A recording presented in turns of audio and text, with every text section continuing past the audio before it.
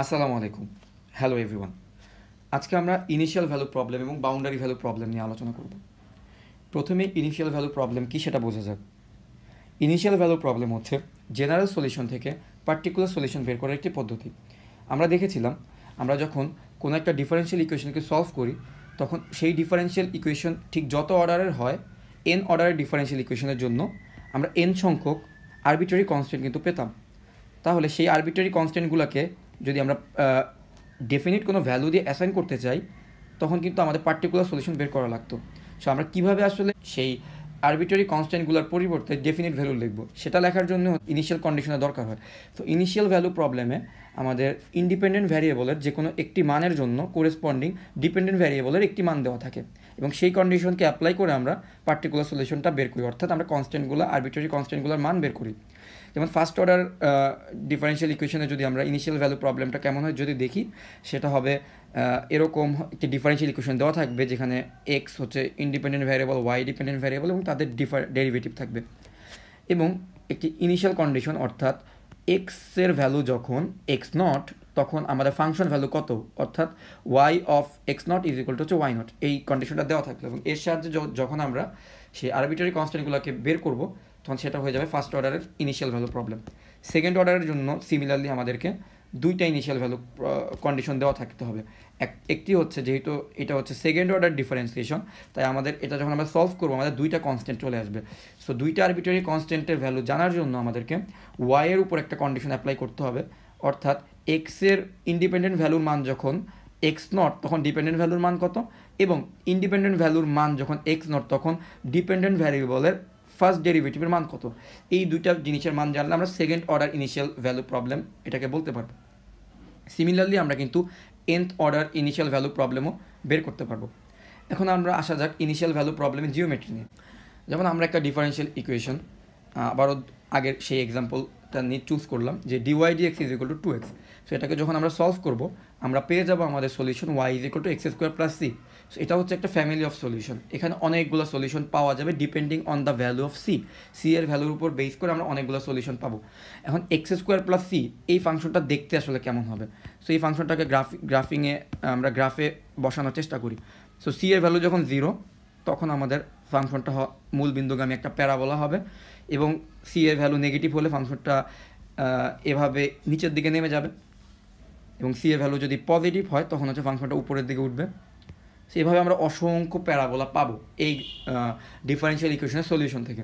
কিন্তু আমাকে যদি বলা হয় যে ইনিশিয়াল কন্ডিশন হচ্ছে ওয়াই 0 ইজ ইকুয়াল টু 2, অর্থাৎ এক্সের ভ্যালু যখন 0 তখন ওয়াইয়ের ভ্যালু থাকবে 2, এটা যদি বলা হয় তখন আমরা আসলে আর অসংখ্য সলিউশন পাবো না, আমরা স্পেসিফিক একটা গ্রাফ পাবো।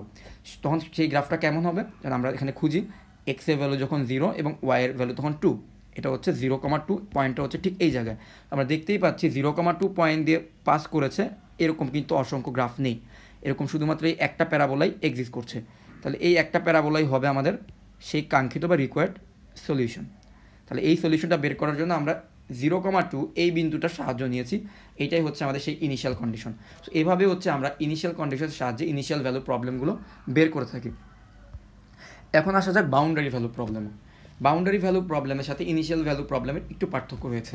বাউন্ডারি ভ্যালু প্রবলেমও আমরা বেসিক্যালি একটা কন্ডিশন অ্যাপ্লাই করি এবং এই কন্ডিশনের সাহায্যে আমরা জেনারেল সলিউশন থেকে পার্টিকুলার সলিউশনটা বের করি।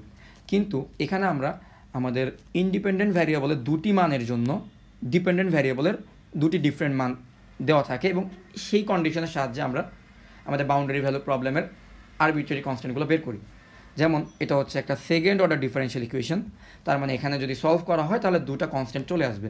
সেই দুইটা কনস্ট্যান্টের মান বের করার জন্য এখানে দুইটা কন্ডিশন দেওয়া হয়েছে, কিন্তু কন্ডিশনগুলো দুটোই দেওয়া হচ্ছে আমাদের ডিপেন্ডেন্ট ভ্যারিয়েবলের উপর, অর্থাৎ এক্সের ভ্যালু যখন 0 তখন আমাদের ডিপেন্ডেন্ট ভ্যারিয়েবলের মান কত, এবং এক্সের ভ্যালু যখন π/2 তখন আমাদের ডিপেন্ডেন্ট ভ্যারিয়েবলের মান কত।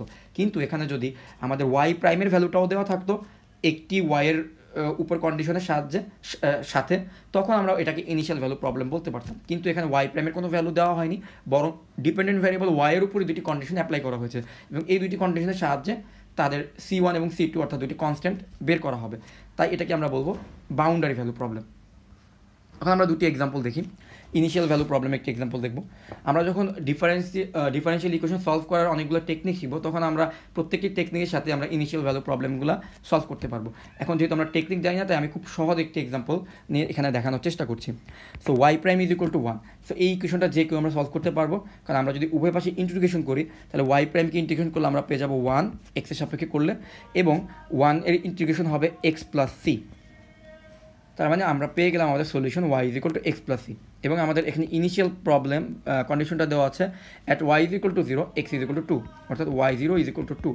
তার মানে আমরা যদি এক্সের জায়গায় 0 বসে আমরা ওয়াইয়ের ভ্যালু পাবো 2। আমরা যদি 0 বসে তাহলে পাবো 0 plus c is equal to 2। That means c is equal to হচ্ছে 2।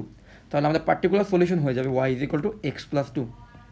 এটাই হয়ে গেল আমাদের ইনিশিয়াল ভ্যালু প্রবলেম থেকে পাওয়া পার্টিকুলার সলিউশন। এখন একটি বাউন্ডারি ভ্যালু প্রবলেম সলভ করা যাক।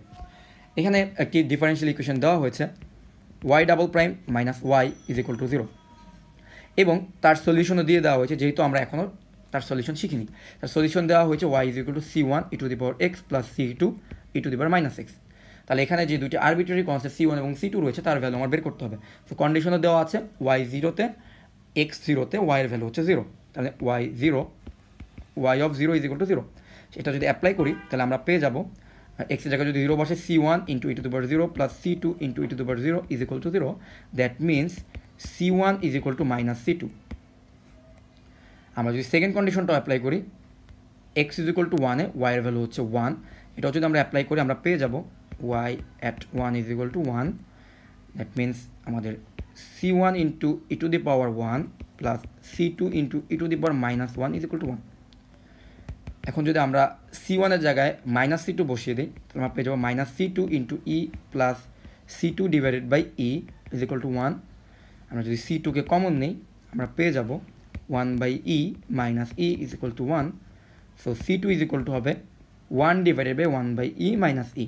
এটাকে সিম্পলিফাই করলে আমরা C2-র ভ্যালু পাবো, এবং সেই C2-র ভ্যালুকে যদি আমরা নেগেটিভ সাইন দিয়ে মাল্টিপ্লাই করি তাহলে আমরা C1 is equal two minus C2। সেখান থেকে আমরা C1-এর ভ্যালু পেয়ে যাবো। এইভাবে চাইলে আমরা ইনিশিয়াল ভ্যালু প্রবলেম এবং বাউন্ডারি ভ্যালু প্রবলেমের সাহায্যে আমরা যে কোনো জেনারেল সলিউশন থেকে তার পার্টিকুলার সলিউশন বের করতে পারি। তাহলে আজকের ভিডিও এই পর্যন্তই। নেক্সট ভিডিও দেখার অনুরোধ থাকলো।